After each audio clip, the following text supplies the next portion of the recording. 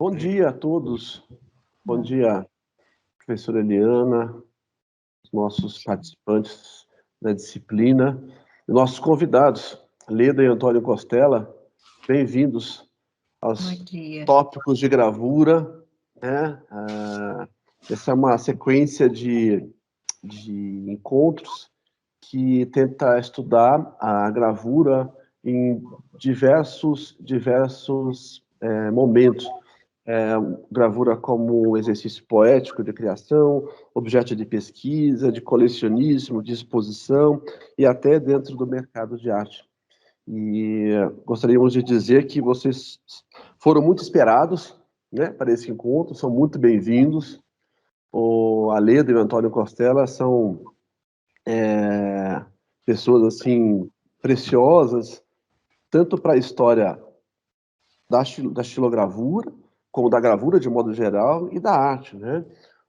Eles estão aqui, nesse momento, para falar sobre o Museu da Xilogravura, em Campos do Jordão, um museu de uma tipologia única no Brasil, e que começou como uma vontade, talvez essa vontade mais importante, né? O motivo mais importante da arte, que é de compartilhar, né? Essa ideia de compartilhar uma coleção, de mostrar para as pessoas como aquilo é bonito, de se sentir assim,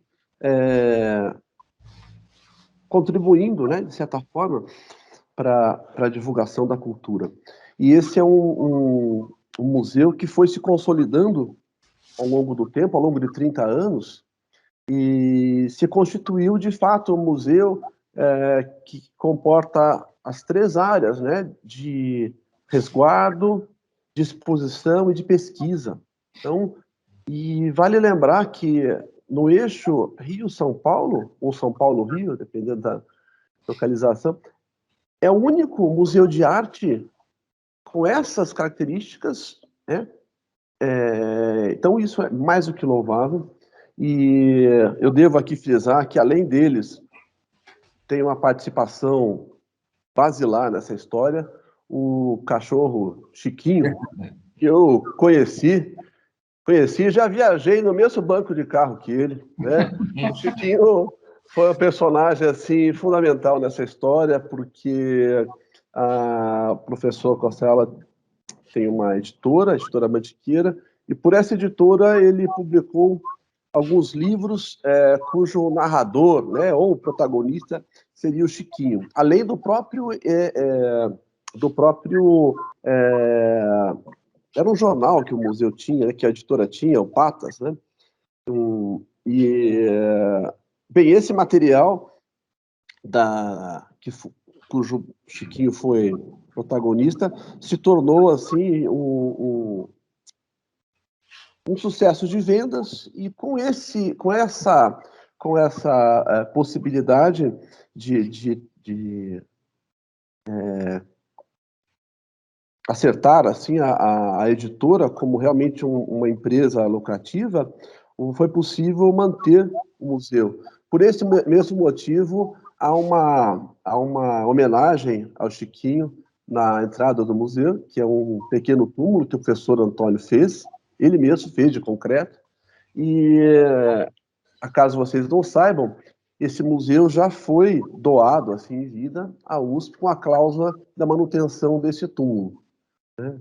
E como vocês podem ver, não é um capricho, por conta, realmente é uma homenagem, né, a esse companheiro, foi realmente querido. E, bem, eu gostaria de agradecer novamente a presença de todos aqui. Acho que esse é um momento muito especial, porque há algumas questões aqui que são assim que não são tão públicas, né, do museu. E por isso mesmo nós gostaríamos já de iniciar com aquilo que é mais público, para depois partir para essas questões. A professora Eliana está com material para nos exibir, não é isso? Sim, eu vou compartilhar o material que a Leda e o Antônio vão poder comentar conosco e para a gente fazer uma introdução, então, aqui, para quem ainda não conhece o museu e dar um pouquinho a palavra a eles, para eles poderem apresentar um pouquinho esse material. Eu vou compartilhar aqui na tela com vocês. Aqui. E vou dar a palavra, então, à Leda e ao Antônio, para eles irem explicando esse material que eles nos enviaram aqui. Bom, essa primeira foto mostra a entrada principal da Casa da Xilogravura. Ela se compõe hoje de vários prédios, quer dizer, esse é o original, que é de 1928, e que foi convento das Irmãs Beneditinas, né? É daí que começou o museu. Depois foram construídos outros anexos em continuação desse prédio. Essa é a entrada principal. E na abóboda, vocês podem ver, tem uma... Na abóboda foi instalado um machilo do Francisco Maringelli, que se chama Arlequim Querubim. Então, ele colocou isso, pregou isso colou, né? Ele mesmo. Ele mesmo que colou essa chilo aí.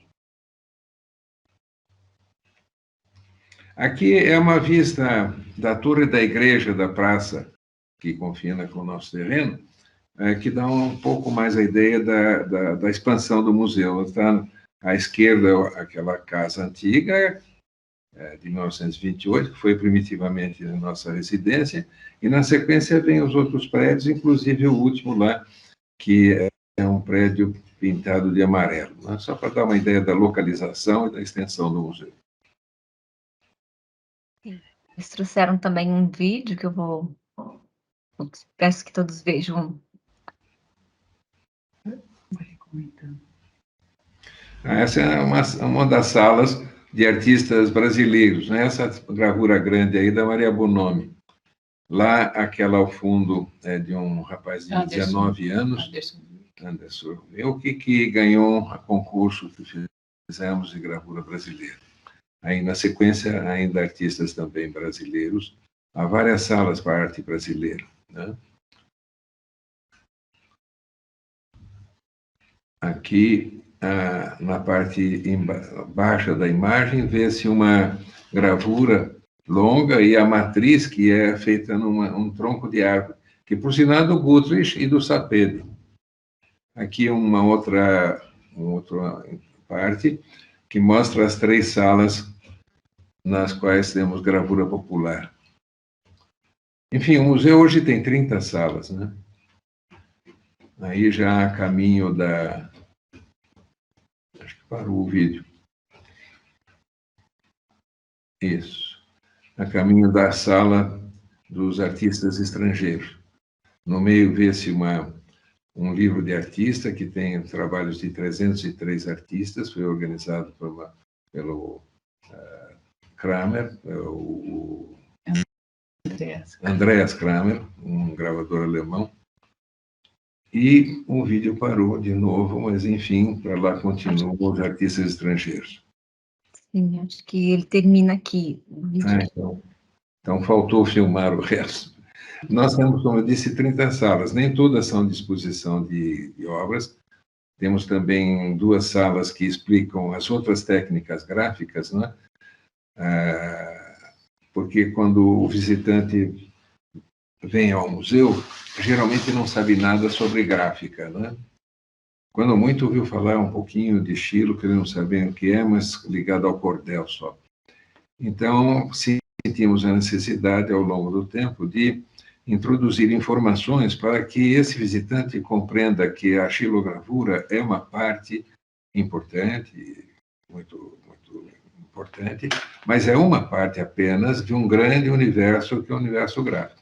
Então, nessas 2 salas, temos explicações sobre, por exemplo, entalhe, cordel, entalhe, litografia, até serigrafia também incluímos, né? Estamparia de chitas, por exemplo, temos, por outro lado, no relevo, uma linotipo de 2 toneladas. Enfim, temos uma preocupação nessas 2 salas de mostrar um pouco do conjunto do mundo gráfico, né? Por outro lado, temos também 2 salas específicas para tipografia, porque o museu tem uma tipografia completa, obtida a partir de 3 antigas tipografias que se extinguiram. Temos, enfim, quase 1 tonelada de matrizes de tipos de chumbo, né? E ela funciona. Temos feito impressões de cartões, de frases célebres, enfim, de coisas relativamente pequenas, porque hoje ninguém vai pensar em imprimir um jornal com tipografia. Embora essas tipografias que formam a nossa tipografia, uma delas tenha sido realmente a produtora de um jornal, o primeiro jornal aqui de Campos do Jordão. E temos também uma sala que conta a história do museu. As outras são salas... temos 2 ateliês, né? Um para trabalho do museu interno, e outro que nós chamamos de ateliê demonstrativo, no qual, ao receber visitas de escolas, por exemplo, é feita uma demonstração de impressão, porque para as crianças observamos que, muito mais do que um vídeo mostrando como é feita uma xilogravura, é mais emocionante a presença física de uma monitora, né, imprimindo e tirando do papel. É sempre uma surpresa para eles, embora seja apenas um carimbo, é tanto uma surpresa para eles quanto é para o gravador, né, que quando cria uma gravura, na medida em que ele vai fazendo as provas de estrado, quando ele termina, sempre é uma emoção, né, tirar a matriz e ver a imagem surgir no papel, né? Então, temos esse ateliê demonstrativo, que é mais para essa função. Além de termos salas para exposições temporárias. Ok? Ok. A biblioteca, né? Temos uma biblioteca hoje, modestamente, bastante significativa em termos de artes plásticas e mais focadamente na tipografia e xilogravura, né? Quer dizer, o centro é a xilogravura e todos os outros livros, de algum modo, vão em torno do interesse pela xilogravura.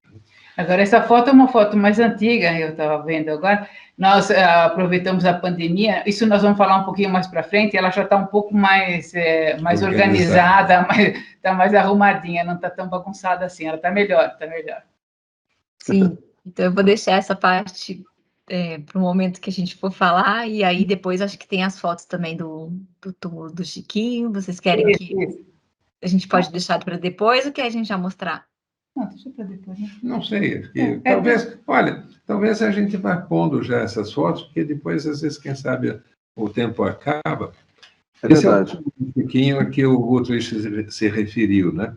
Como ele ressaltou, não é essa história de deixar um túmulo com o cachorro e obrigar a USP, para ser herdeira do museu, de mantê-lo ali e respeitá-lo, não é capricho de viúva milionária norte-americana que deixa para o gato a herança, esse tipo de coisa.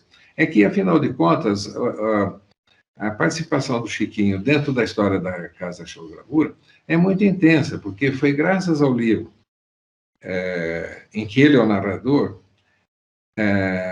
Enfim, começa do fato de eu ter levado para a Europa quando eu fui dar aula em Portugal, né? E então eu levei, porque ele não comia quando a gente não estava em casa, né? O fato de, depois de eu dar o curso em Portugal, fui atender outros compromissos que nos levaram até a Grécia. Fizemos de Portugal até a Grécia de carro, com um barco no intervalo até Corfu, do sul da Itália para a Grécia. Isso sugeriu a mim a ideia de escrever um livro no qual ele contasse a viagem. E esse fato é que tornou o livro muito interessante aos olhos da mídia, né? Houve uma cobertura realmente notável, a imprensa ajudou demais, houve, enfim, meia página de Folha de São Paulo, houve o Jô Soares, do tempo que ele estava lá no SBT, houve 1000 coisas, e isso tornou o livro vendável. Então, a minha editora Mantiqueira, que antes era apenas um hobby, porque, na verdade, os livros que tinha no mercado eu dava para outras editoras, como foi a Revista Tribunais, como foi a Rosa, como foi a Moderna. Aí a Mantiqueira, que era um hobby, passou a dar lucro, porque editei através dela. E foi isso que me permitiu fazer com que, ao longo desses 34 anos do museu, ou pelo menos em parte desses 34 anos de história do museu, a manutenção dele fosse menos árdua, porque, afinal, o lucro da editora é todo ele levado para a manutenção do museu. Então, tudo isso se liga, faz parte da história. Então, quis que o Chiquinho tivesse o realce que merece. Ok? Essa é a nova edição que está saindo agora, do Patas na Europa completo, porque, na verdade, houve 4 volumes para contar a história de Portugal até a Grécia e da Grécia de volta para o Brasil. E agora eles foram reunidos em um só, e acrescentei até nesse livro também um outro livro que existiu e está esgotado, que é o Vida de Cachorro, que é a biografia do Chiquinho. Então, considero que esse conjunto aí mostra para o futuro, se alguém um dia quiser ler, né, um bocado da história, e o livro em si conta a viagem, e a vantagem do Chiquinho ser o narrador é que ninguém pode dizer que cachorro não vê fantasma, né, como eu também não posso provar, mas, enfim, o fato é que ele vai encontrando nos lugares por onde a gente passa vultos históricos que ali viveram ou que ali fizeram alguma coisa, né? E ele conversa com esses vultos históricos, né? César, Dom Pedro I, Pasteur, enfim, Leonardo da Vinci, vai daí afora.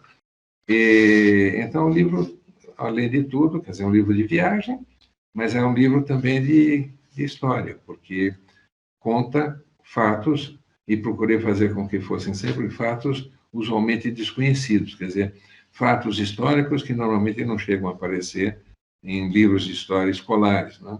E por isso é que eles se tornam mais atraentes. Bom, mas o assunto acho que hoje é o museu, né? Em todo caso, obrigado por termos dado esse destaque ao Chiquinho e ao Patas na Europa. Sim, Costela e Leden, muito obrigada por terem compartilhado aqui conosco todas essas informações e nos mostrado um pouquinho desse museu. E acho que fica aqui, suscita uma série de outras questões aqui que eu vou deixar para cada um dos alunos fazerem, eles já formularam. Então, eu vou dar primeiramente a palavra ao Manasés, para que ele possa formular a sua questão. E queria muito agradecer vocês estarem aqui conosco, compartilhando tudo isso. Prazer é nosso. Prazer é nosso. Maravilha. Bom dia, Ledo. Bom dia, Antônio. Bom dia. Bom dia. Prazer ter vocês aqui, tá? E fiquei, assim, babando já nessa história aí do Chiquinho. Babando mesmo. Eu queria que vocês falassem um pouco mais sobre como foi para cada um esse encontro com a gravura, assim, como é que foram os primeiros encontros mesmo, assim, esse primeiro maravilhamento, assim, né, com a estilo ou com a gravura de modo geral. Bom, como da outra vez eu que comecei, você agora primeiro. Bom, meu primeiro contato com gravura foi na faculdade. Eu fiz Belas Artes, eu sou formada em Artes Plásticas pela Belas Artes, que é a mesma escola do Gutlich, né? Só que um pouquinho antes que eu fiz a escola. Exato. Só que na época da faculdade, você tem assim, você faz uma visão geral de técnicas. Então, na xilogravura foi assim, passado uma coisa por alto, uma parte teórica, sim, mas nada de aprofundamento, né? Eu fui me envolver mesmo com a gravura quando eu vim para morar em Campos do Jordão. Eu dava aula nas escolas públicas daqui, particulares. E aí, então, eu soube do Museu Casa da Xilogravura. Então, eu vim conhecer. E aí, eu conheci o professor Costela, e aí a gente começou a conversar muito, a gente começou a ter os mesmos interesses todos, e ele estava dando um curso de xilo, era na época de julho, né? Julho de 91, e eu vim para fazer o curso. Quando eu soube que tinha, eu fiz o curso. E até hoje eu brinco com ele que ele estragou minha gravura, porque eu estava fazendo que era uma coisa que era para ser para baixo e saiu para cima. Na hora da impressão, o negócio ficou diferente. Aí eu falo, não, você deu palpite errado na minha gravura e ela saiu errada. Mas acabou sendo uma brincadeira. E aí, então, eu peguei o gosto pela gravura. E daí foi uma história que eu passei a dar aula de desenho também no museu, e aí a nossa vida começou a seguir junto a partir desse momento. Bom, quanto a mim, eu, quando era menino, tive aulas particulares de pintura, desenho e pintura, com Ana Russo Morrone, eu era menino. Depois, no colégio, o Dante Alighieri, tive 2 professores extraordinariamente bons de desenho, Vicente Mecozzi e a Germana de Ângeles. E, então, eu sempre fui ligado em artes plásticas, né? Embora fosse também muito ligado em escrever, né? Na verdade, eu, ao longo da vida, mais escrevi do que fiz estilos, né?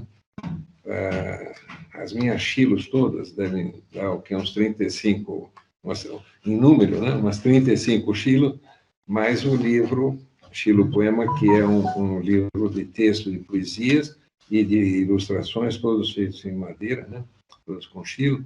E o meu número de livros escritos é 35 publicados, quer dizer, na verdade, eu sou muito mais escritor do que xilógrafo, né?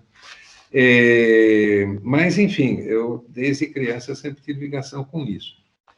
Como também, com 15 anos, comecei a escrever crônicas para jornaizinhos do interior, que viviam com fome de matéria. Mas depois eu tive que ganhar vida, fui advogar, etc., fui procurador de prefeitura, essas coisas que ocuparam 15 anos na minha vida, e a única vantagem que deu foi dar dinheiro, porque de resto eram coisas que eu não gostava de fazer, tanto que eu as abandonei depois, né, para continuar dando aulas, e, por fim, apenas só cuidando de livros e editora e do museu, que ocupa nosso tempo muito intensamente. Agora, a Chilo entra por volta de 1980. Eu sempre gostei de Chilo, mas de ver, nunca tinha feito. Em 1980, 81, não lembro direito, eu fiz um curso de xilogravura no Liceu de Artes e Ofícios, o professor, no caso, foi o Romildo Paiva. E aí a Chilo encantou, assim, perdidamente. Quer dizer, eu passei a ficar entusiasmadíssimo com a Chilo e passei a praticá-la, né? Pratiquei intensamente 10 anos a Chilo, né? O que eu fiz quase tudo foi nesses 10 anos. Só que aí também está a raiz do museu, de certo modo, compreende? Porque essa paixão pela Chilo fez com que eu começasse a frequentar, a visitar exposições e ateliês de artistas. E comecei a comprar algumas gravuras aqui e ali desses artistas, dos que eu conheci, outros que eu não conheci, mas, enfim. E essas gravuras foram ficando na minha sala de estar em casa. E eu olhava para aquilo e dizia, puxa, mas isso é tão bonito, seria bom que outras pessoas vissem, para aproveitar isso, né? E daí que surgiu o museu. Quer dizer, um dia eu disse, vamos fazer o seguinte, pegar umas... Bom, já era essa casa, eu já morava nessa casa que apareceu aí na foto, tinha espaço suficiente, peguei a garagem, que recolhia 2 carros, os carros ficaram na geada, né? E fizemos com essas 2 salas, com essa sala e mais duas outras, uma que era um quarto de despejo, né? E outro que era parte da casa de caseiro, que confinava no fundo, né? E então, com esses 3 cômodos, abrimos uma porta em direção àquela praça que aparece na outra foto, né? E as pessoas podiam entrar lá para visitar o museu. Ele foi inaugurado em 17 de julho de 1987. Estava fazendo 34. Fez agora... Não, 17, já foi. Fez 34 anos que ele está aberto. Bom, aí chegou, senão já estou falando todo o tempo demais. Olha, se eu falar demais... Maravilha, maravilha. Dá um sinalzinho, assim. Dá um sinal, porque não dá tempo de responder as perguntas dos outros alunos. Não, por mim só vai indo mesmo. Muito obrigada. Não. Eu vou, para a gente fazer uma ligação, então, com essa pergunta, vou chamar o Rodrigo. Bom dia a todos. Bom dia, Antônio, Leda. Muito obrigado pela presença de vocês. De quebra, assim, eu já peço desculpas porque eu me atrasei um pouco, então eu perdi um pedaço do vídeo e pode ser que eu acabe perguntando alguma coisa que vocês já tenham falado. Eu espero que não. Mas eu fico muito honrado com vocês aqui. E aí eu gostaria de fazer uma pergunta pessoal, que é uma curiosidade que eu tenho, assim, dos artistas, dos colecionadores, dos curadores, de todo mundo envolvido, né, nesse meio, que é se vocês possuem alguma preferência na tipologia da xilogravura, né, seja para fazer ou seja para apreciar, né, para colecionar. Por exemplo, assim, gravura abstrata, gravura de cordel, gravura política, enfim, vocês têm alguma preferência dentro dessa tipologia? Olha, quanto ao museu, quanto a cada um pessoalmente, é diferente. Mas com relação ao museu, não é... A única regra que existe é que não há regra, certo? Quer dizer, nós não nos propomos a julgar ninguém, não porque muitos grandes vultos da arte se tornaram grandes séculos depois e, na época, não eram considerados. Foram criticados. Foram criticados, etc. Então, a regra é a seguinte, não há regra. O que nos interessa é Achille e nos interessa o camarada que fez Achille, né?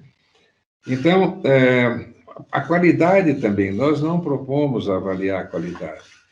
Quem quiser nos mandar uma Achille, ele vai entrar no acervo, né, com aquela Achille, ele vai ter a sua pasta organizadinha na reserva técnica, onde vai ser preservada essa Achille. Ele, mandando um currículo, vai ter também no SEDOC do museu, na parte de arquivo e documentação, ele vai ter lá o seu texto guardado, etc., compreende? No futuro, sabe lá, alguém que de repente faça algo que nos pareça totalmente sem importância, pode se tornar um livro Abramo, né? Então, nós não estamos para julgar. A ideia do museu é reunir o maior número possível de gravadores. A ideia é reunir todo mundo que tenha feito, faça ou venha fazer estilo no Brasil. É claro que nunca vamos ter tudo mesmo, mas a ideia é essa. Com relação ao resto do mundo, evidentemente, nós não temos nenhuma pretensão de reunir tudo de lugar nenhum, né? Mas temos uma parte que é para justamente, aliás, está grandinha dessa parte de nome de artista estrangeiro, de 1.700 e tantos artistas que temos, talvez hoje pelo menos uns 500 são estrangeiros, 400, por aí, né? Mas, enfim, a ideia é essa, não tem regra. Quer dizer, o sujeito fez uma Achille, mandou, nós guardamos. Agora, pessoalmente, cada um tem um jeito. Eu, por exemplo, fiz, né, porque a minha vista nem dá mais para fazer Achille, fiz sempre selo de topo e figurativa com enfim, um sabor expressionista. Preto e branco. Preto e branco. Legal. No meu caso, eu já sou bem diferente dele. Particularmente, a minha Achille, que eu faço, ela é assim, muito delicada e colorida. Essa é o jeito de fazer.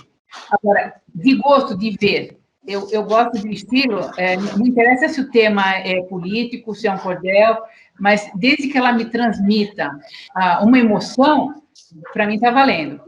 Então, ela pode ser, por exemplo, nós temos uma gravura da Yara Tupinambá, que é assim, Deus, onde estás? Ela é super forte.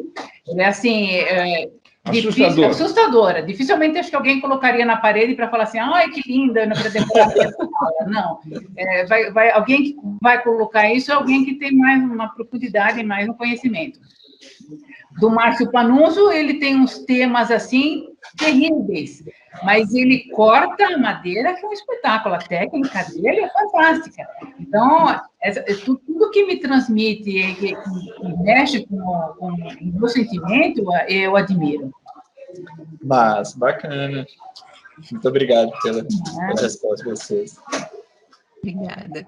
Eu vou pedir, inclusive, que o Manazés e o Rodrigo permaneçam aqui, porque a próxima questão, de certa forma, o professor Cosella já tocou um pouco, que era a questão do surgimento do museu, mas eles tinham alguns outros desdobramentos, então eu vou pedir que cada um formule esses desdobramentos, que são próximos desse, para que eles possam responder já em conjunto.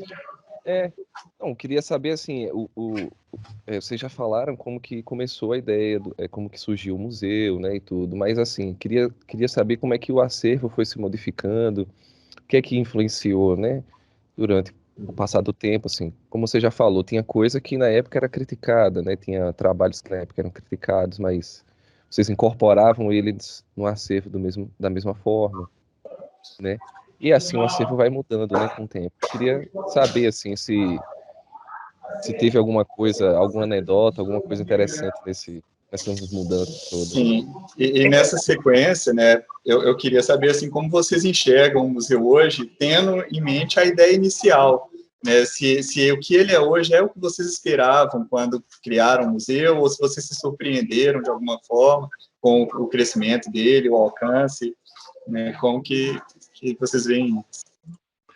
Bom, respondendo à segunda parte, antes, porque a resposta é mais curta, bom, claro que quando isso começou, não se esperava que de 3 salas o museu ia ter 30, de 20 artistas ia ter 1.700, não sei quanto, nada disso era esperado, né? Nesse sentido, foi surpreendente.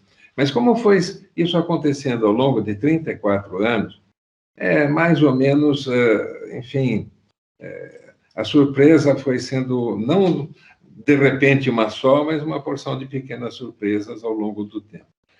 Agora, com relação ao acervo, a formação do acervo, ela se fez ao longo desses 34 anos com algumas estratégias e muitos acasos. A estratégia principal era a seguinte: nós fazíamos, bom, quer dizer, há também a parte que, quando a gente encontrava aqui, Alhures, em viagem, em qualquer lugar, um achilo que a gente achava realmente boa ou que nos encantava, é claro que comprávamos esse achilo para trazer para o museu. Mas, afora as aquisições feitas por compra, houve muitas aquisições feitas por meio de exposições temporárias. Essas exposições temporárias, fizemos dezenas e dezenas ao longo desses, talvez centenas, não sei, ao longo desses 34 anos.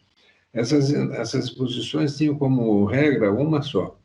A gente montava tudo, o sujeito mandava a gravura, a gente procurava divulgar o mais possível, e o artista deixava uma gravura exposta para o acervo do museu, né? Então, cada exposição, né, gerou pelo menos mais uma gravura sempre, né? Então, esse foi um caminho. Agora, outros caminhos foram surgindo, alguns até meio assim por acaso. O tal imponderável, previsto, né, que eu mencionei. Uma vez eu fui à Praça da República para conversar com o J. Barros, né? O J. Barros. E que tinha lá a banquinha dele para vender xilos, né? Naquela feira que havia na Praça da República. Eu estava conversando com ele lá quando apareceu um sujeito com traços orientais, ainda não sabia que era um chinês.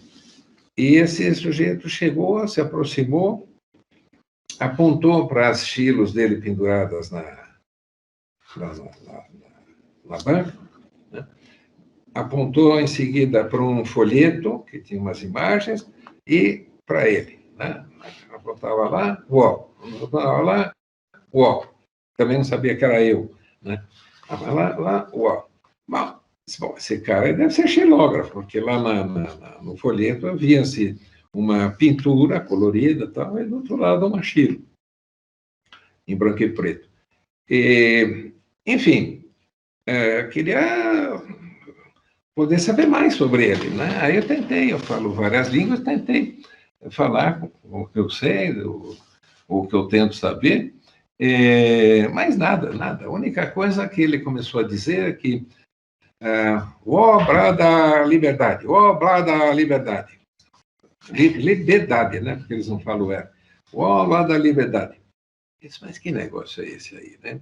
Bom, aí peguei o cara pelo braço, eu tinha parado o carro na Vieira de Carvalho, fui lá até o carro com a intenção de encontrar um folheto que nós temos, no equivalente até hoje, que é Casa da Xilogravura, escrita em 13 línguas. E lá tem mandarim também, que é o chinês, né? Porque, sim, ele dizia, a outra coisa que ele dizia era Chinese. Aí que eu entendi que ele era chinês. Por sinal, voltando um pouco para trás, lá na banca do J. Barros, vinha vindo uma família também, todos eles de traços orientais. Então, nessa altura, eles tinham falado do tal de Chinese, né?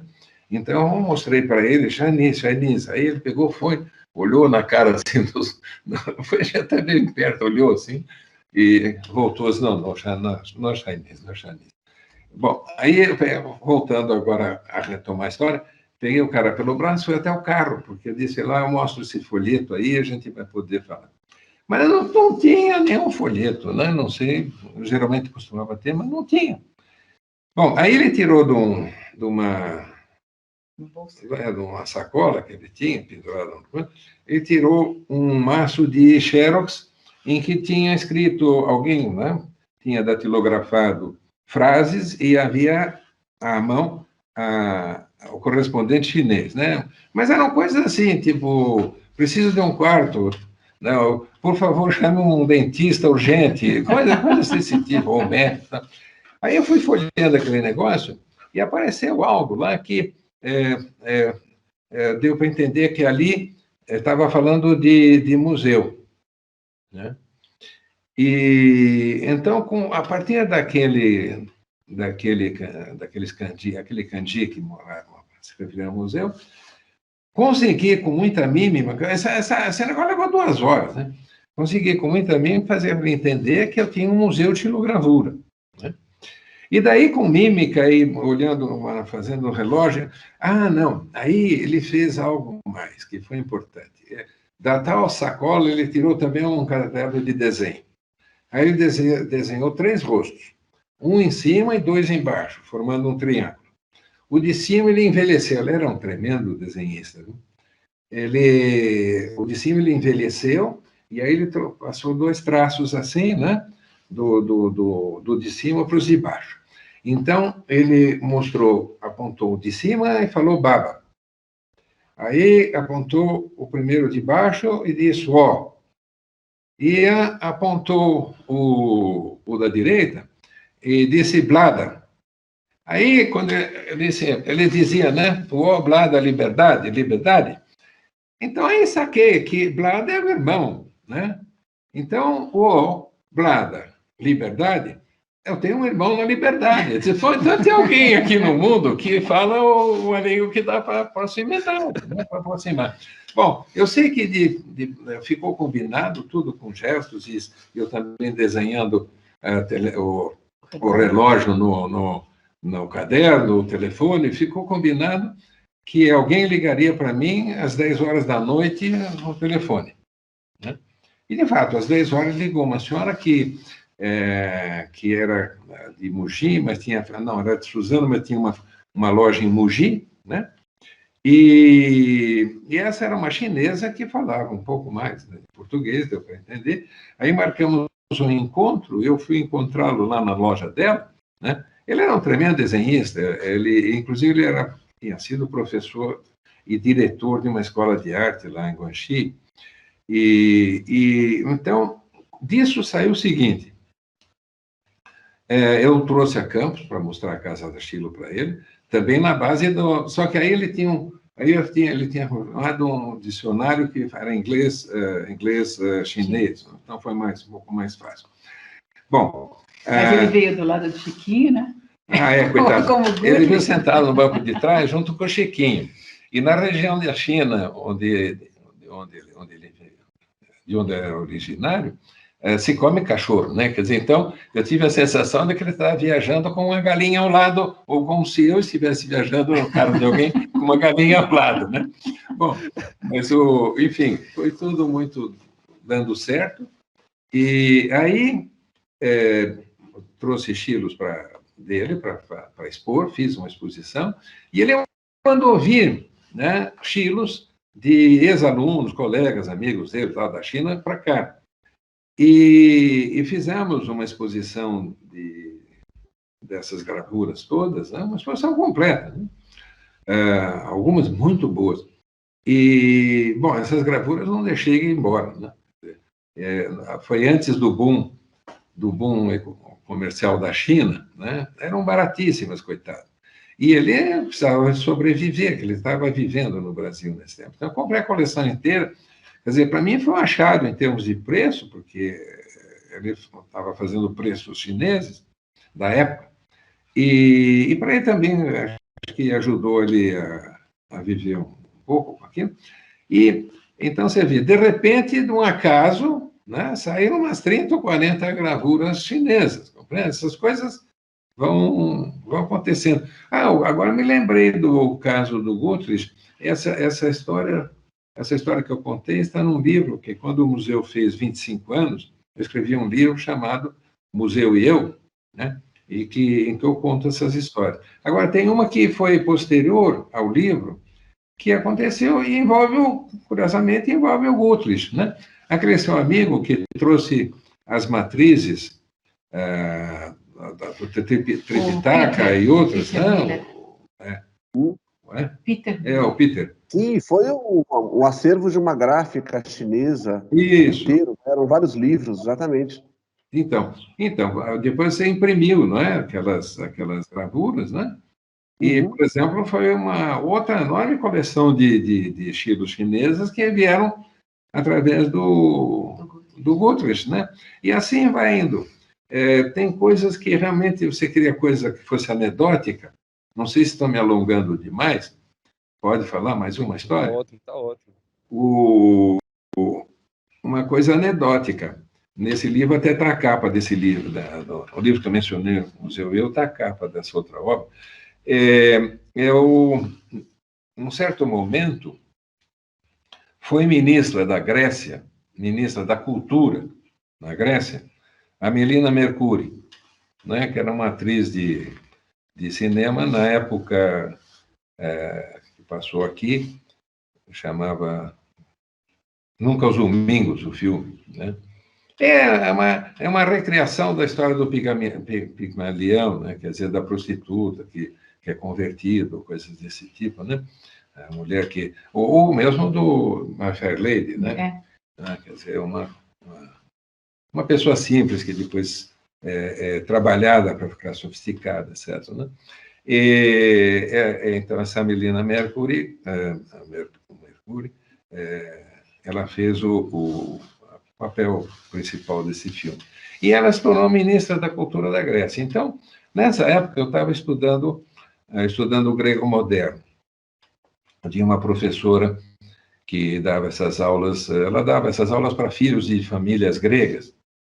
Era no Bom Retiro, o apartamento dela.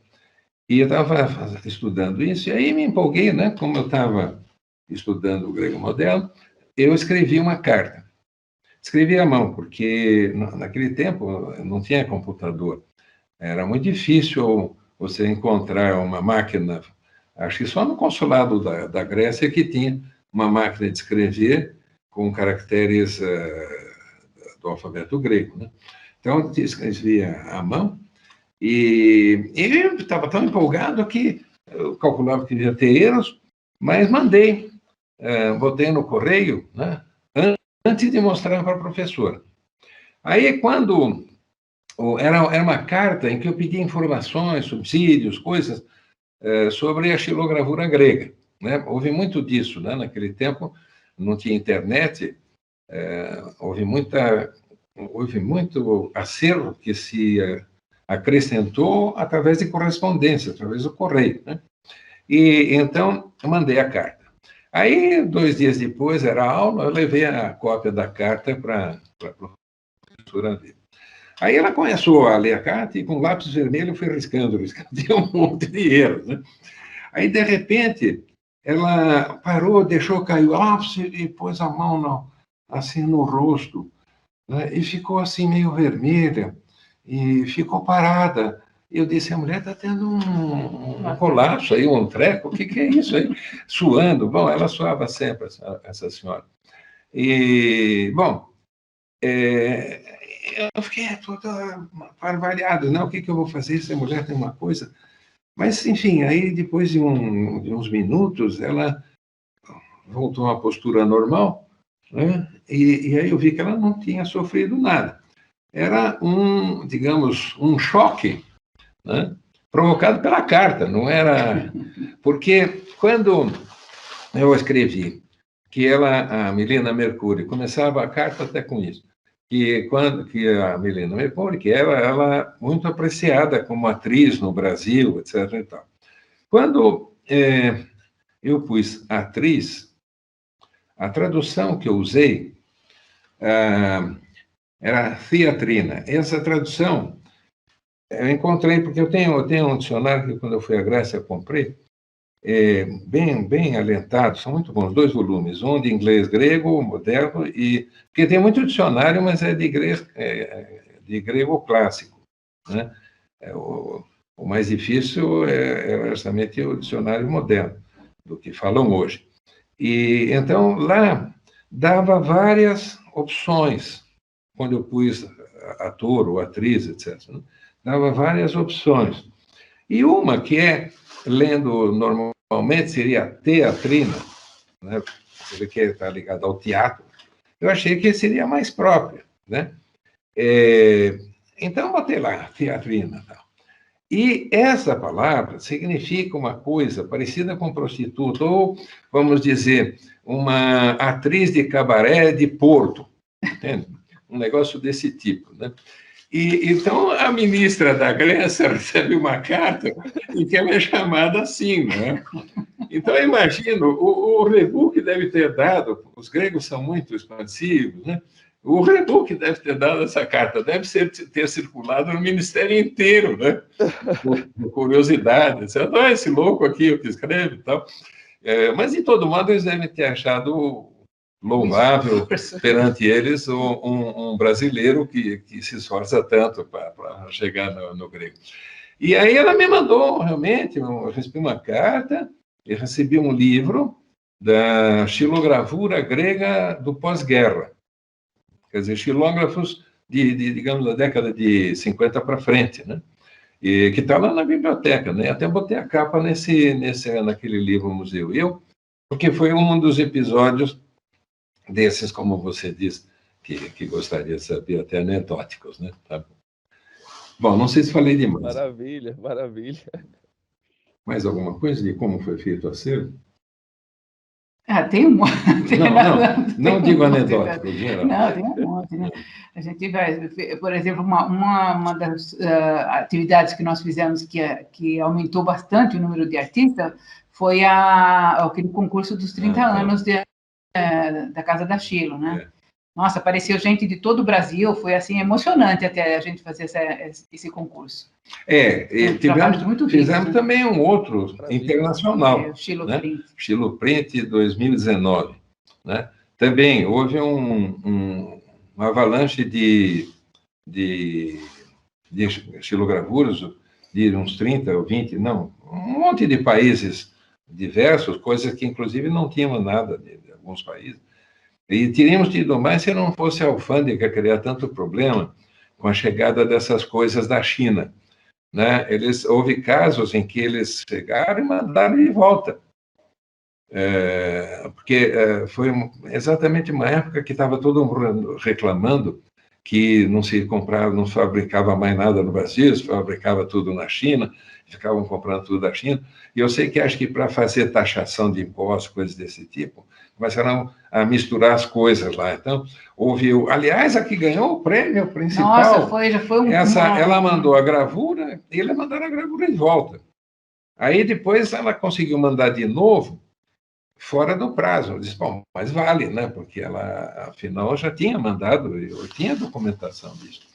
E, no fim das contas, foi a que ganhou o primeiro prêmio, entende?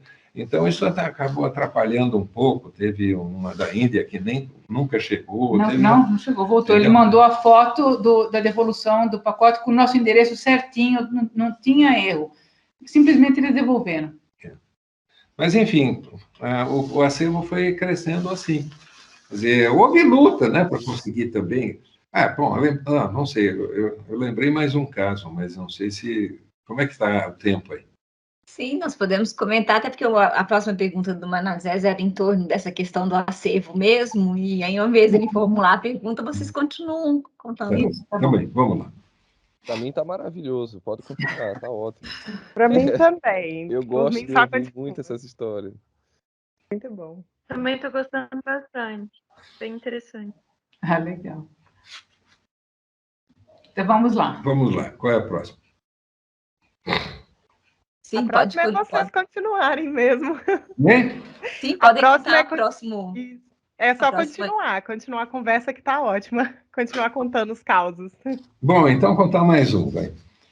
Só que agora eu lembrei. Sim, tem uma gravura da Hungria, de um autor húngaro, que me custou o preço da gravura e mais um pouco.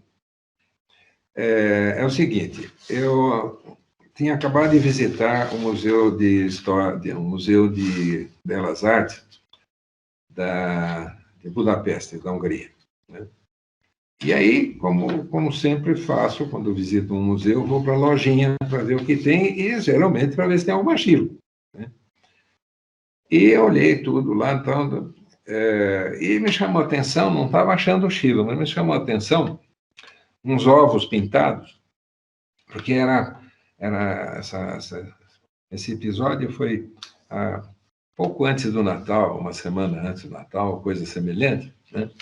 E então aqueles ovos pintados, né, que eu tinha visto muito às vezes em notícias ou em fotos, etc.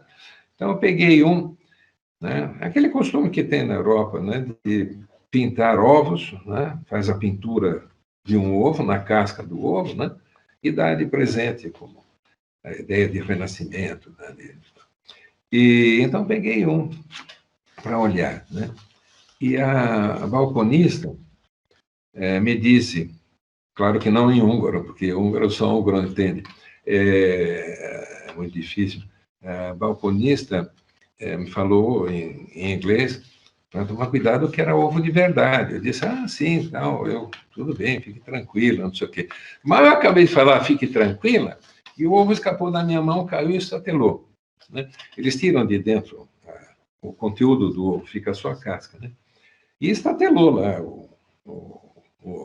Aí eu disse, não, olha, pode deixar, eu pago, não tem problema. Eu sou um cara meio tímido, então é raro eu começar a conversar com uma pessoa, entende, que eu não conheço. Então, não fosse esse ovo, provavelmente eu não teria conversado com a balconista, ia ficar olhando as coisas, talvez fizesse uma pergunta ou não. Mas aí, como eu comecei a conversar com ela, acabei ficando sabendo que o pai dela era xilógrafo, né? Fazia xilogravura. Mas não tinha nenhuma dele lá exposta para vender. Mas, por coincidência, ela tinha guardado lá dentro do balcão um tubo com uma xilogravura do pai, que o pai tinha vendido para alguém, e ela ficou incumbida de, depois do expediente, levar para o comprador a xilo. E aí ela me vendeu aquela xilo que tinha um destinatário, que já tinha pago. Naturalmente, ele mandou depois uma outra cópia, né, para o destinatário, e eu comprei. Quer dizer, essa xilo acabou surgindo de uma gafe minha, né, E me custou o preço da Chilo e o do ovo. Pelo menos, ele teve um sobrepreço, né? Então, toda vez que eu vejo a Chilo lá na parede, eu me lembro do episódio. Bom, mas tem outros tipos de perguntas, né? Acho que eu deixo não abusar demais. Passar a Amanda, então, para ela dar uma continuidade e falar dessas questões sobre a coleção. Bom dia, Amanda. Bom dia.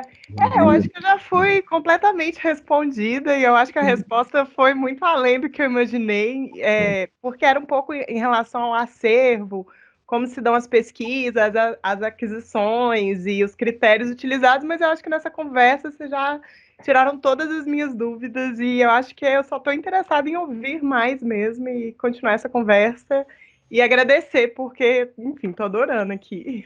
Que bom. Bom, espero que gostem da nossa conversa, como nós gostamos da cozinha mineira. Nós moramos em Campo Jordão e todo final de ano, quer dizer, agora não mais porque eu faço hemodiálise e não posso viajar muito, mas todo final de ano, durante uns 15 ou mais anos, né, nós sempre fomos passar uma semana, a última antes do Natal, em Ouro Preto. Porque em Ouro Preto a gente conhece tudo, eu já fui tantas vezes lá, que não me sinto obrigado a ver mais nada. Mas acabo vendo tudo de novo com o mesmo gosto. Uhum. E também um outro motivo que nos leva, pelo menos quanto a minha mulher não gosta tanto de coisa gordurosa, é a comida mineira, né? Então, tudo bem, espero que goste.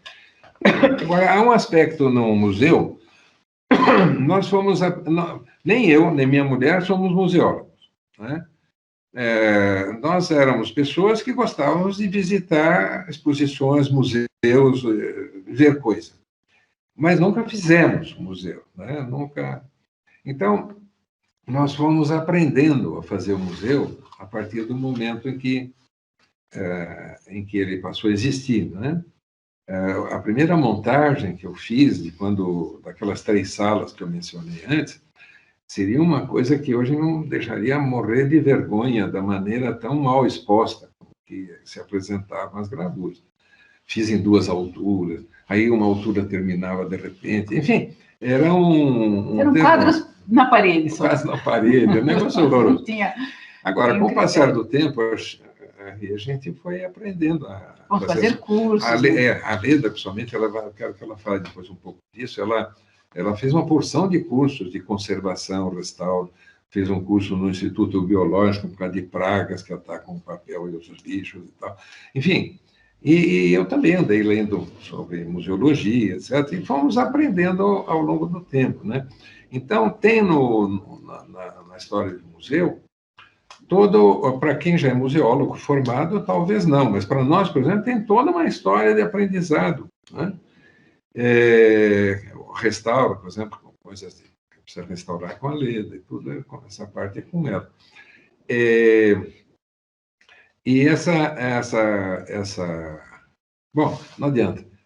Também pode ter um pouco de anedótico o seguinte: quando a gente vai passou a visitar museus, depois que tínhamos o nosso, começamos a observar muitas vezes, somente dependendo do tema central do museu, começamos a observar mais como a coisa estava exposta e não o que estava exposta.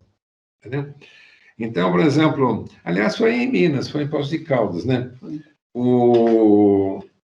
Fomos visitar uma vez ali o Instituto Moreira Salles, lá, né? De Poços de Caldas.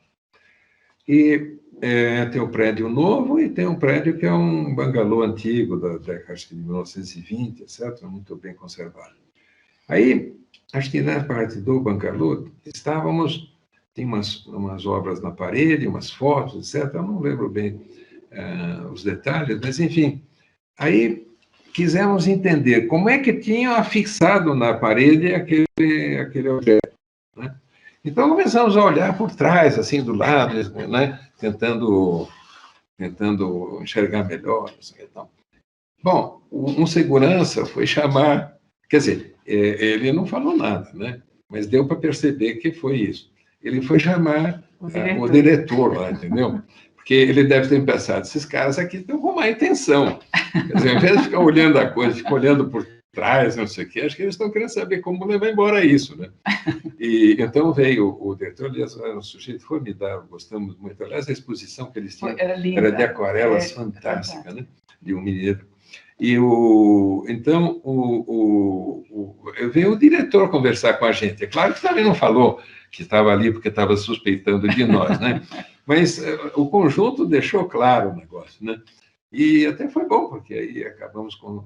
Então, ao longo da nossa itinerária, nós fomos aprendendo. Então, passamos a ver museu de maneira diferente do que vimos. Então, bom, primeiro, nós nunca viajamos para ir a uma cidade. Nós sempre viajamos para ir a um museu que está naquela cidade, né? Sempre, sempre, sempre. E, a partir daí, começamos a ver o museu sob esse outro aspecto, né? Fomos aprendendo, que boa ideia o cara expor desse jeito, ou expor daquele, e tal, entendeu? Isso foi nos ensinando, né, ao longo do tempo. Então, eu acho que até um museólogo também, à medida em que viaja e vai vendo, vai tirando novas ideias, né? Sim, né? Acredito que também, né? Então, esse é um aspecto de um museu que hoje a gente valoriza e que antigamente eu visitava e só olhava a obra, o museu em si, como é que o camarada tinha resolvido a exposição, era totalmente estranho para mim, né? Agora, Amanda, dentro das suas perguntas, você fala se essas escolhas se relacionam ao acervo já existente, né? Não, a gente não tem relação nenhuma com o que já existe. A gente está sempre procurando estilo. Tem que ser estilo. O foco do museu é estilogravura. A gente até tem alguns metais, a gente tem até algumas outras, linóleo, nós temos, mas nas salas que explicam as outras técnicas. Na reserva e na sala onde explica as outras técnicas. Mas o nosso foco sempre é estilo. Agora, não importa o tema e nem a técnica que foi usada para execução, porque quando você fala estilogravura, existem diversas técnicas que você pode usar para fazer uma estilo, né?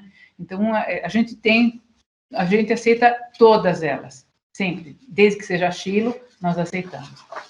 Muito bom. Obrigada. Eu vi você falando que a intenção é crescer, né? O acervo. Crescer o quanto mais.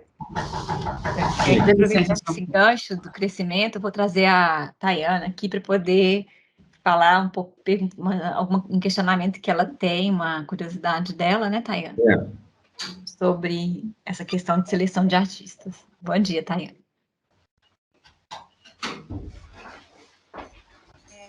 Responderam a minha pergunta, na verdade, mas eu queria saber se existe um critério... Dá para falar um pouquinho mais alto? Por favor. Aí não é culpa sua, é que eu estou ficando surdo mesmo. Tá me ouvindo?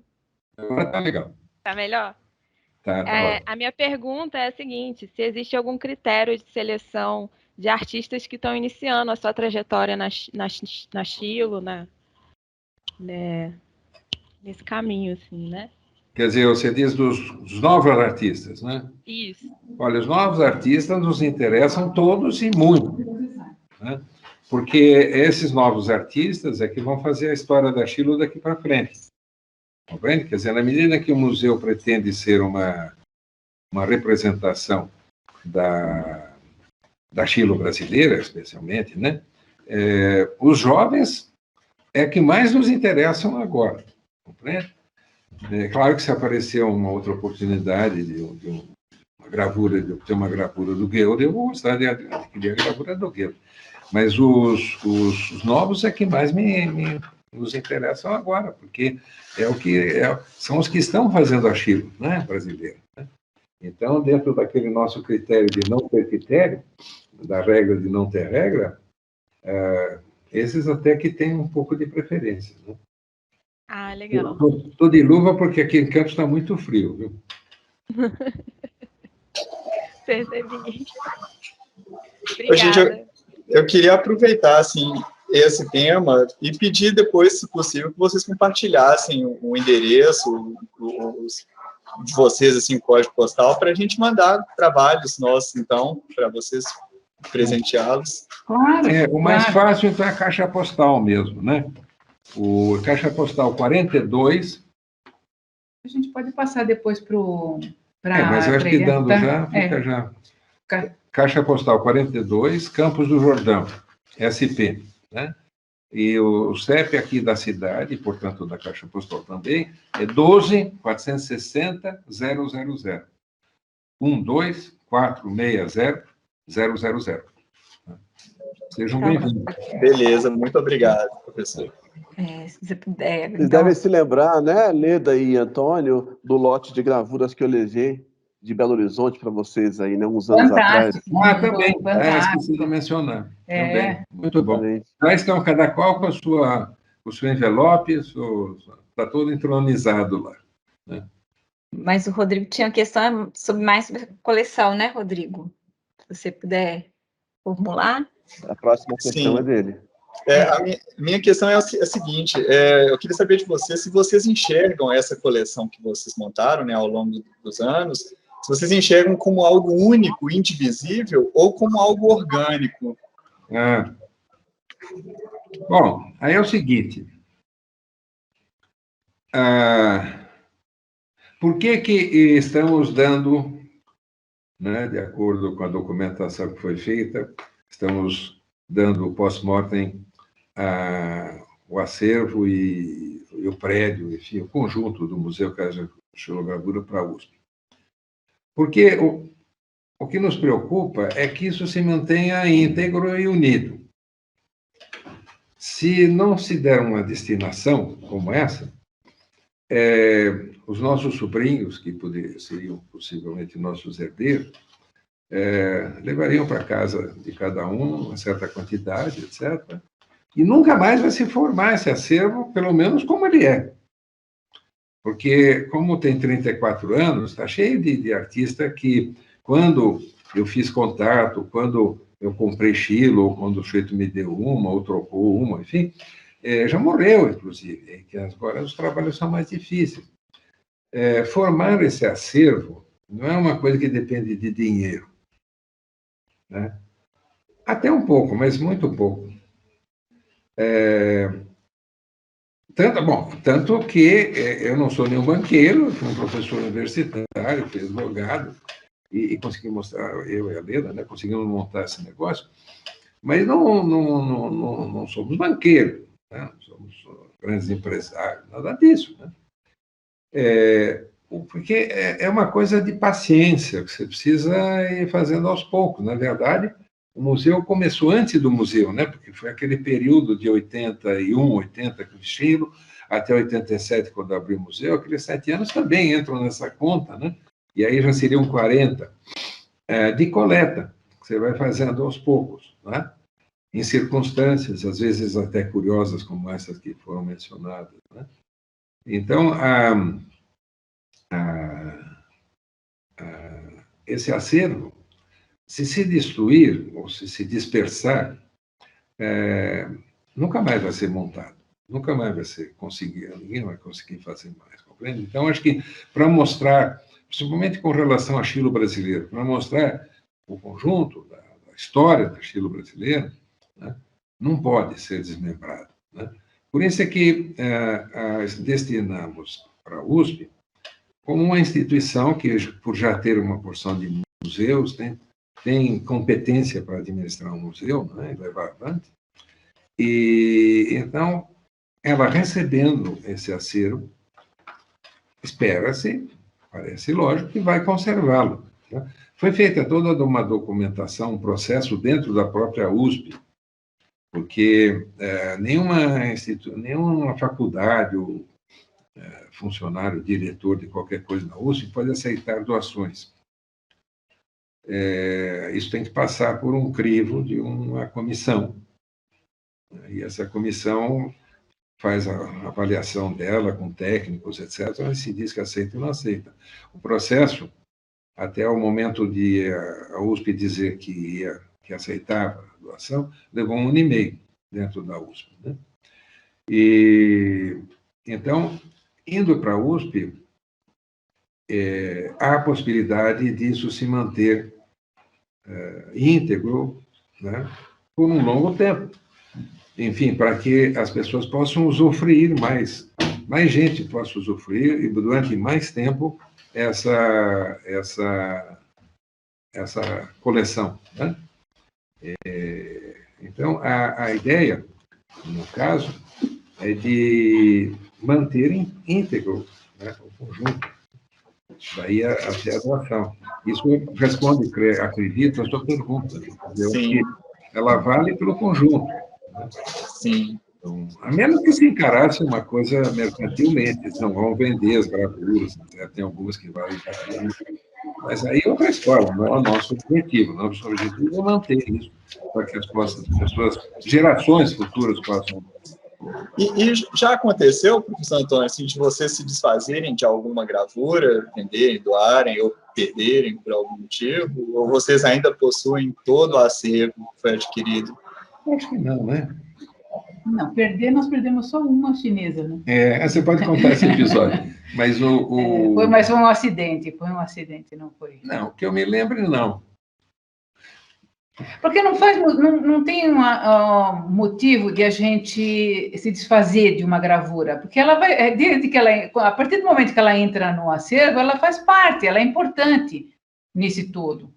Então, não tem... E trocar também, mandar para outros... A gente já recebeu, por exemplo, o Museu de Belas Artes já mandou xilogravuras para a gente, porque para eles não interessavam, então eles mandaram para a gente, que sabe que a gente faz a coleção.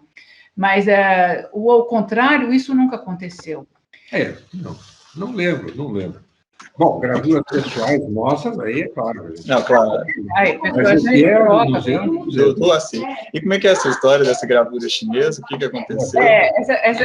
Aquele artista Wei, aquele que ele encontrou na praça lá da República, ele mandou as gravuras, né? Ele trouxe as gravuras e tal, e aí o Antônio foi para montar a exposição. E ele colocou em cima de uma mesa a pilha dessas gravuras para no dia seguinte continuar. Nessa época, eu dava aula todos os sábados de desenho para um grupo de alunos jovens, crianças e adolescentes que nós conseguimos formar.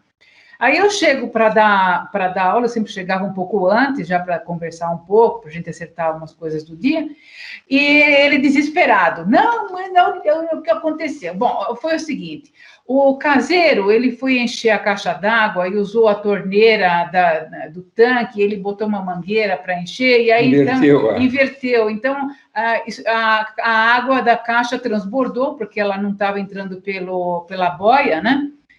E fez uma goteira bem em cima de toda a pilha de gravura. Então, passou a noite toda aquele pingo em cima da gravura, e aí, da pilha, né? Da pilha. Então, ficou uma placa de gravuras, assim, todas molhadas, e com aquela mancha da sujeira nas bordas, um amarelo, assim, um belo desenho, assim. Inteiro, né? Ficou um horror, né? E a primeira, então, essa primeira, ela tá guardada ainda, quer dizer, não foi totalmente perdida, ainda preciso um dia sentar, molhar aquilo de novo, descolar os pedacinhos minúsculos, porque o pingo batia, acabava jogando o papel também para os lados, mas eu tenho, tá montado, vai ser um desafio ainda. Então, aqui desesperado, tentou começar a mexer, eu falei, não, pera, calma. Primeiro de tudo, vamos com a calma, porque na afobação a gente só faz bobagem, né? Então, aí fomos tirando, assim, uma por uma das gravuras, nós fomos esticando em vidros, porque a gente tinha uns vidros já que eram nessa época a gente usava a moldura de madeira ainda para fazer a montagem das exposições. Então, nós tínhamos muitos vidros, já cortados, né? Então, nós colocamos cada uma num vidro, e aí eu pensei assim, bom, eu não tinha noção nenhuma de restauro, de o que fazer, nada. Eu pensei no momento o que eu poderia fazer para melhorar aquilo. Eu falei, bom, molhada por molhada, ela já está. Aí, então, eu fui com um fio na torneira bem delicado, eu fui terminando de molhar todas as gravuras e lavei todas as gravuras.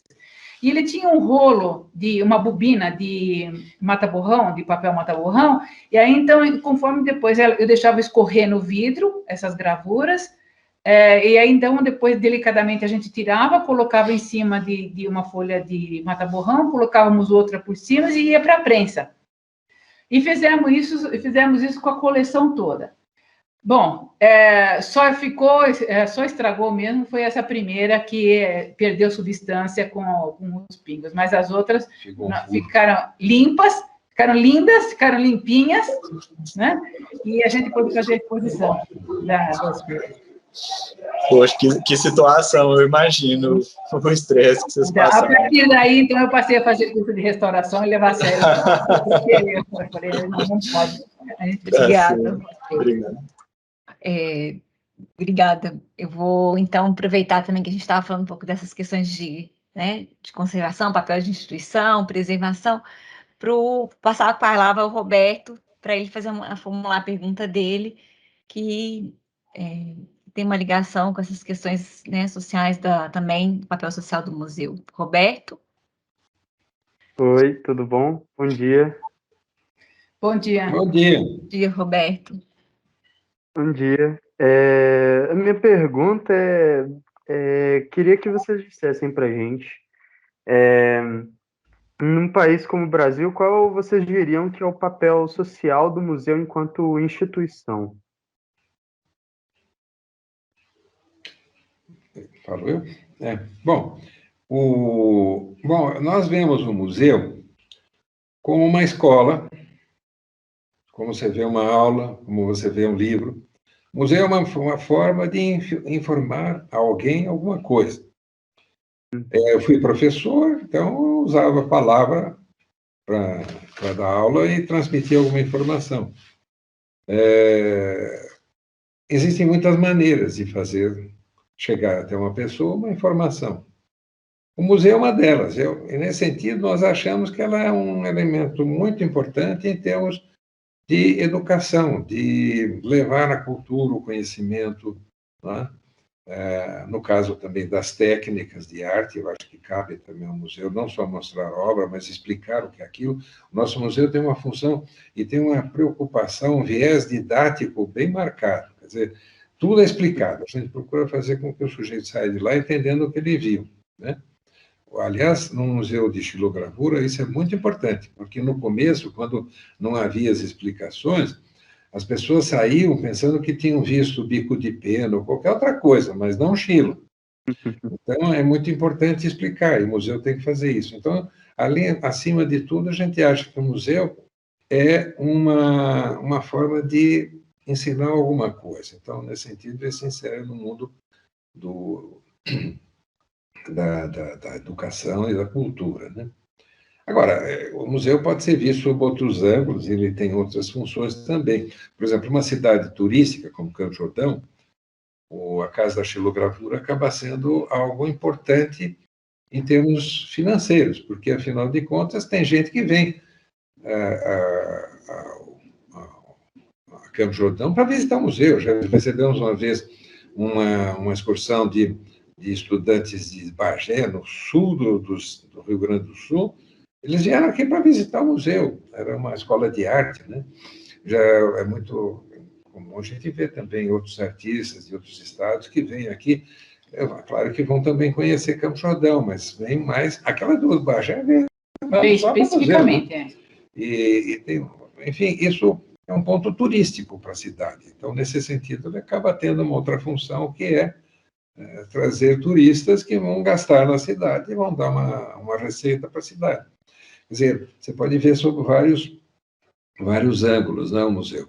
Para nós, o que mais interessa, a gente fica contente de que ele sirva de atração turística para a cidade.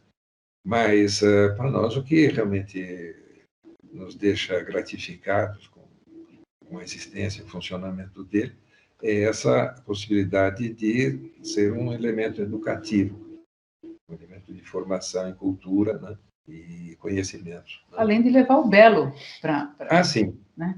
Bom, essa acho que é a principal. Essa é a principal, né? Quer dizer, né? O prazer estético. E isso, o museu nos dá exemplos a cada dia, né? O prazer que a pessoa tem, né, de ver e se emocionar.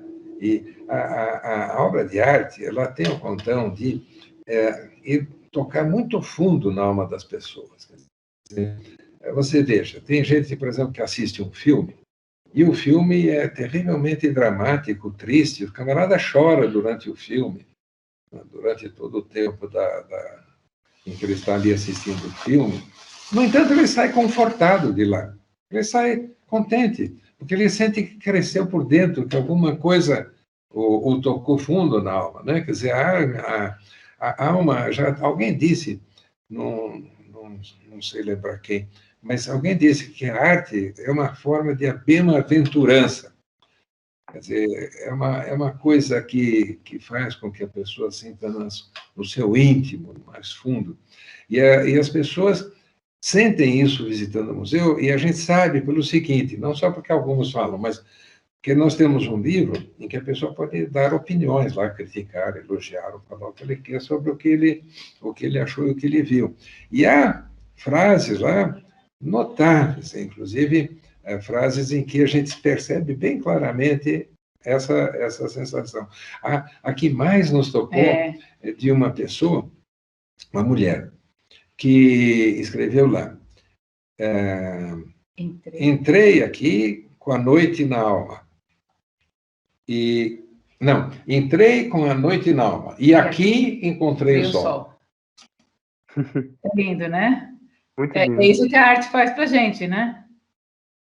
Quando você está assim, meio devagar, assim, você ou entra no museu, ou você vê um livro de arte, você se enterra nele, nossa, você melhora muito, né? A arte tem esse dom de tocar e fazer a gente se sentir um pouco mais feliz, né? Eu acho que é para isso que existe o museu, né? Quer dizer, é isso que o torna... Tá certo que com o passar dos anos, dos séculos, dos milênios, ele pode desaparecer, como até a Terra vai desaparecer, provavelmente, né? Como veio de um Big Bang, acho que o universo é capaz de desaparecer, depois não está se esparramando sempre, assim. Tudo isso que a gente tem nos museus, provavelmente daqui milênios vai desaparecer. A pirâmide de Quéops, em 4 ou 5 mil anos, né, 5 mil anos, 4.500 anos, já diminuiu quase 1 metro de altura, e é pedra, né? Quer dizer, enfim, as coisas têm um tempo, mas enquanto não desaparece, né? Enquanto ainda existir, vai estar emocionando gente, vai fazer gente ficar feliz, né? Essa é a força da arte, né? É uma maravilha o que ela consegue na alma humana. Então, o museu também serve, principalmente, acima de tudo, para isso. Deixa eu só fazer um comentário. Um dado muito importante nesse museu é a própria empolgação de vocês, né? Sente-se no museu o acolhimento. Eu já estive em museus, inclusive em São Paulo foi montado um museu que durou muito pouco, foi bem efêmero, que era o Gabinete de Papel, que era belíssimo, mas não havia empenho pessoal aparente. Os monitores não tinham conexão com aquilo, não tinham conexão com o acervo, não tinham conexão sequer com não sabiam nem sequer pronunciar o nome dos artistas, né, que eram já famosos e de domínio público. E no Museu da Xilogravura se sente um empenho pessoal, assim como vem visitar, sabe? É isso que nós gostamos. Não tem um toque que eu acho que faz com que ele seja singular, né, nesse cenário. Bom, ficamos contentes de saber que essa coisa sendo transmitida. Com relação às funcionárias, a gente sempre faz um treinamento e faz com que elas se envolvam no assunto, né? Elas fazem de tudo dentro do museu. Desde faxina, atendimento, monta exposição, elas participam muito de tudo. Eu acho que isso faz também com que elas passem a gostar da coisa, né? A gente transforma também, o ambiente de trabalho é legal, a gente tem um bom relacionamento com elas, eu acho que isso também influencia, né?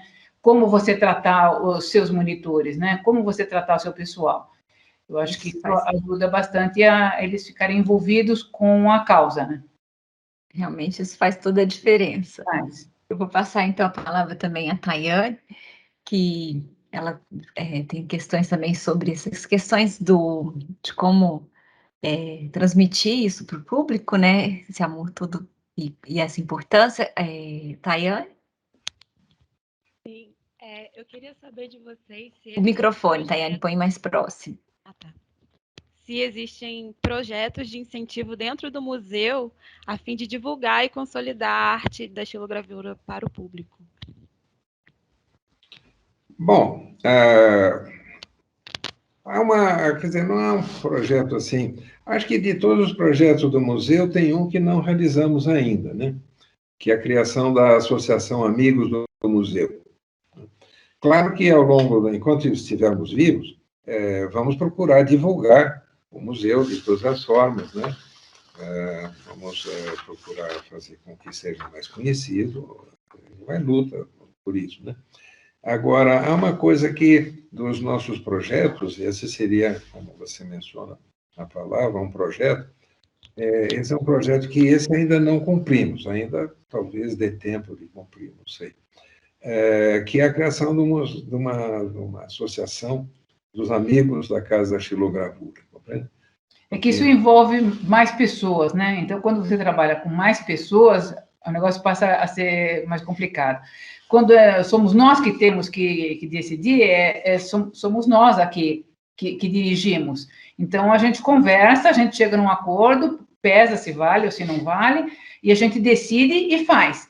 Então, é mais fácil esses outros trabalhos. Por exemplo, a gente trabalha muito com as escolas, a gente faz visita monitorada com as escolas. Então, nós temos o material didático para eles. Então, eles têm os carimbinhos, eles brincam, eles fazem uma porção de coisa lá, se envolve naquele assunto. Nós temos também em exposição, que agora nós vamos ter que mudar isso por causa da pandemia, são os carimbos, como se fossem carimbos indígenas, que a pessoa carimba no papel, na parede. Então, são atividades que a gente faz que é para a pessoa se encantar, de carimbar e de perceber que aquilo é bacana, que aquilo traz uma emoção. Então, essa parte a gente consegue resolver. Mas a associação dos amigos envolve terceiros, quartos, quintos. Então, muita gente. Então, é mais complicado você criar isso, né? Seriam como que pessoas para ajudar a dar continuidade, porque passa para a USP, mas, enfim, está em Campos do Jordão. Então, é importante que haja outras pessoas também envolvidas, né?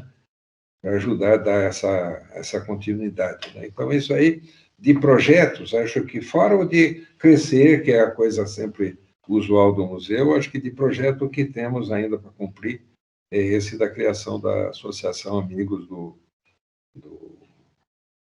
da Casa da Xilogravura. Aliás, aproveito para convidar a professora Eliana e o Utri. Para fazer parte, né?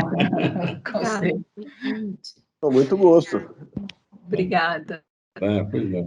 Obrigado a você. Então, assim, antes da gente já está quase chegando ao fim, eu vou passar a palavra ao Ramon, para ele, de certa forma, já foi alguma questão, a questão dele, vocês já começaram a tocar um pouquinho nesse assunto, mas depois podem abrir para questões da biblioteca e tudo mais. Ramon? Olá, gente, tudo bem? Existe a possibilidade de uma publicação sobre as expectativas e transformações dos artistas que passaram pelo museu? Isso acho que, no momento, não poderíamos pensar, porque implicaria num volume de pesquisa que acho que não teríamos gente para fazer suficiente e talvez recurso até financeiro. Mas é uma ideia essa sua. Vamos arquivar não para esquecer, arquivar para eventualmente vir a utilizar, mas no momento não há nenhum projeto nesse sentido. O que nós estamos fazendo, isso é constante, por exemplo, ter as biografias de todos os artistas e atualizadas, né? Então, nós temos uma funcionária que está sempre entrando em contato com os artistas para atualizar currículo, para achar artistas também, aí são caminhos diferentes. Hoje você tem pelo Google, pelo Instagram, você consegue achar muita gente, né? Aham. Então, essa é uma pesquisa constante, e a gente, 1.700 é muita gente para a gente conseguir achar todo mundo. Tem alguns que a gente não tem. Só tem o nome. Só tem o nome. Ah, e uma coisa também que, assim, que a gente tem, que não é perdida, mas é meio perdida, são gravuras que a gente não sabe de quem é. Porque a pessoa faz um rabisco no nome e não põe sabe, se é um Grasman, você fala assim, esse é um Grasman. Não precisa nem ver a assinatura. Não precisa ver a assinatura. Se é um Maringhelli, né, você fala, não, esse é Maringhelli, não precisa assinar. Agora, num mundo assim, em que a pessoa não é tão destacada como esses que nós comentamos, fica muito difícil a gente saber. Então, tem algumas gravuras que fazem parte do acervo que está na gaveta do não sei.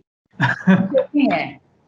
Então, o Guthrie já tem ajudado bastante a gente, ele acaba localizando. Não, essa eu sei, essa é de fulano e tal, essa eu não sei. Então, nós temos assim, que meio que acertar meio no chute, conseguir que algumas pessoas consigam identificar. Porque é muito difícil você identificar uma gravura quando você não tem nenhuma informação dela, né? Tá certo. Eu acho que o sujeito tem uma assinatura com um rabisquinho, tá bom. Escreve lá no pé do papel ou atrás, o nome inteiro. De onde é. Para a gente poder saber. Ajuda bastante. Né?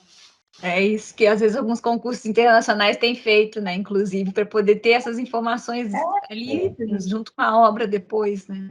Sim. E realmente acaba acontecendo.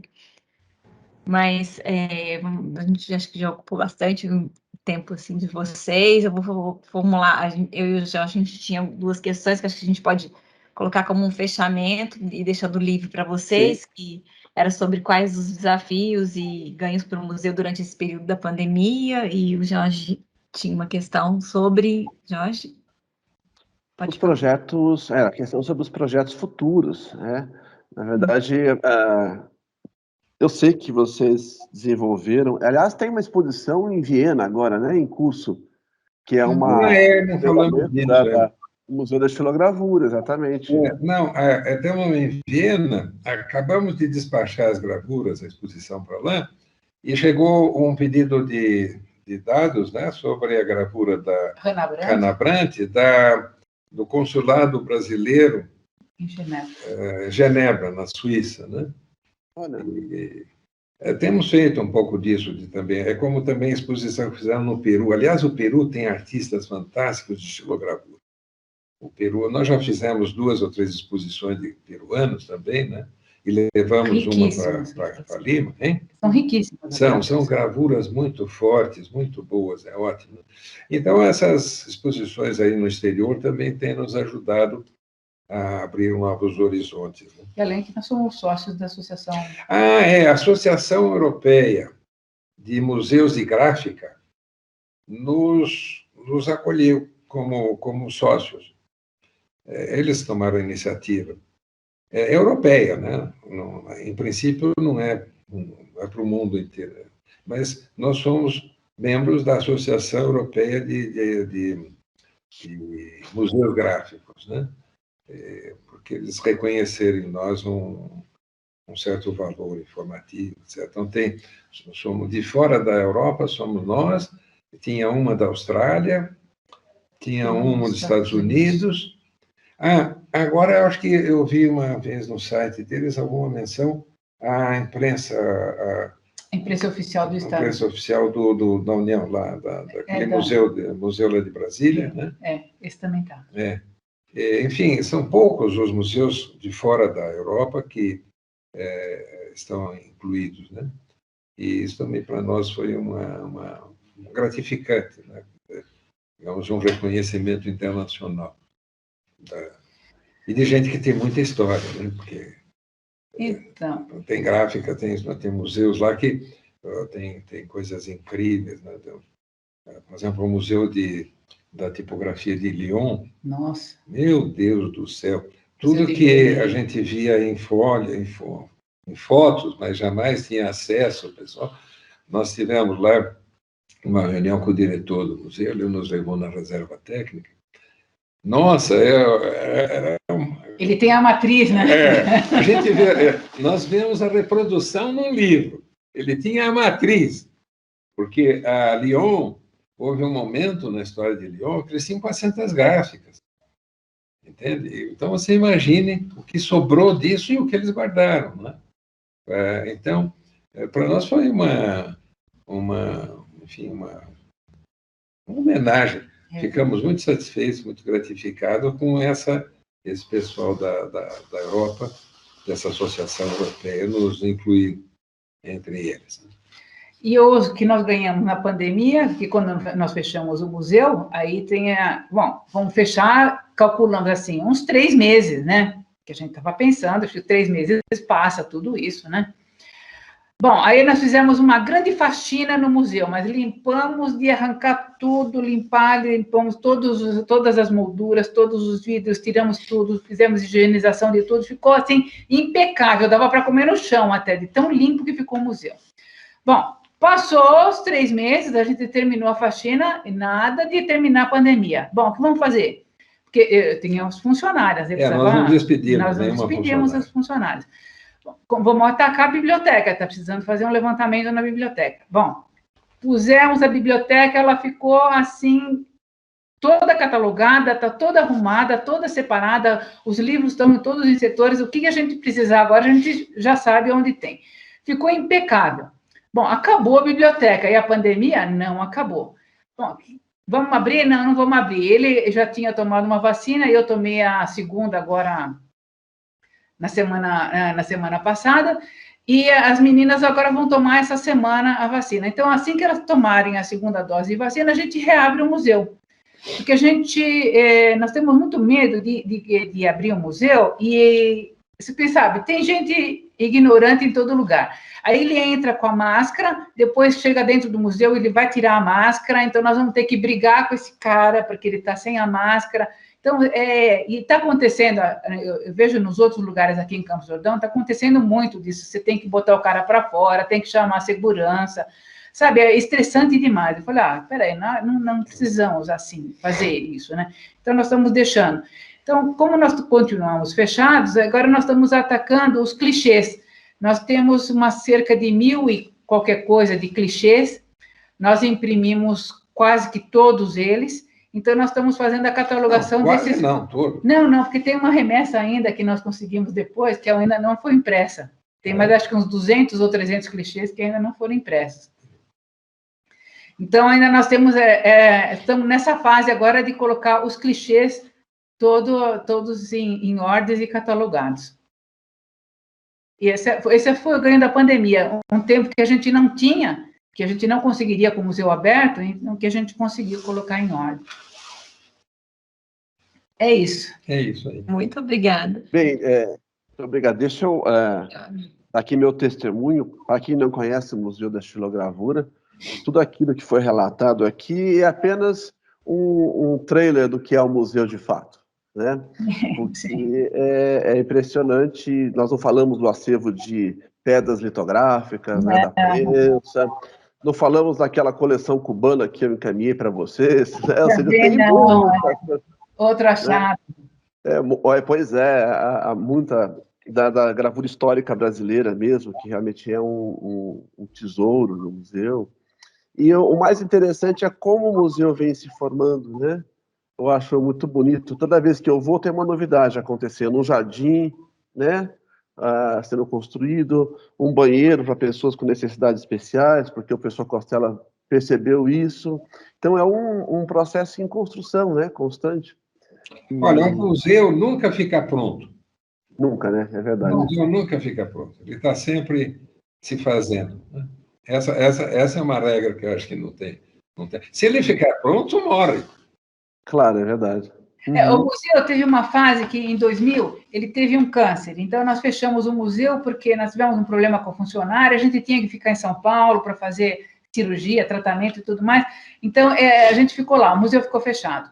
E aí, então, a gente acabou recolhendo, porque tentaram arrombar, a história tem bastante, né? Tentaram arrombar o museu, aí a gente ficou com medo, porque vender obra de arte no Brasil, não vai, o cara não vai conseguir nada, né? E a gente ficou com medo que alguém fosse queimar, estragar, destruir, sei lá. Então, a gente recolheu, fechou o museu. Recolhemos tudo, levamos tudo para São Paulo.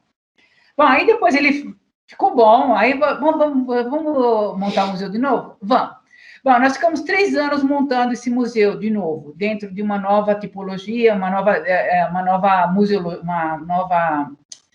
abordagem, uma nova transformação, fizemos reformas no museu.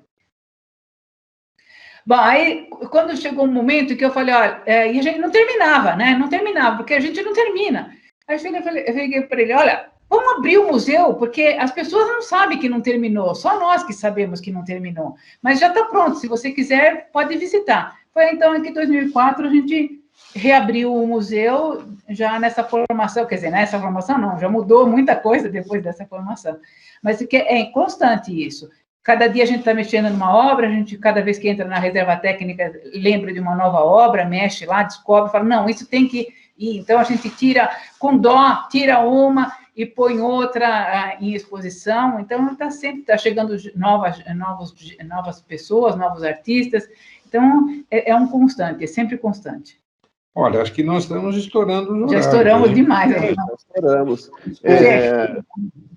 Vocês contribuíram muito para esse projeto e posso dizer que já ganharam vários fãs aqui legal. depoimentos. Olha, muito obrigado, viu, por essa contribuição inestimável. Agradeço vocês de coração, sempre, né? Somos parceiros, né? Sim, o Rutlich é colega nosso já, né? Você veio ao museu a primeira vez há uns 30 anos, né? Exatamente. Nós demos aula junto, né? Isso, nós temos uma fotinho sua de cabelo longo, assim, todo hippie. É verdade. Não. Muito obrigada, Leda.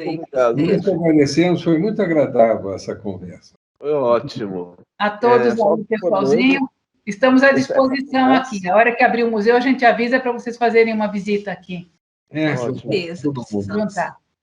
Essa conversa foi gravada, né? Depois vamos editar e colocar no nosso site. Tá ótimo. Obrigada. Tá bom. Obrigada. Tchau, obrigado. Obrigada, tchau.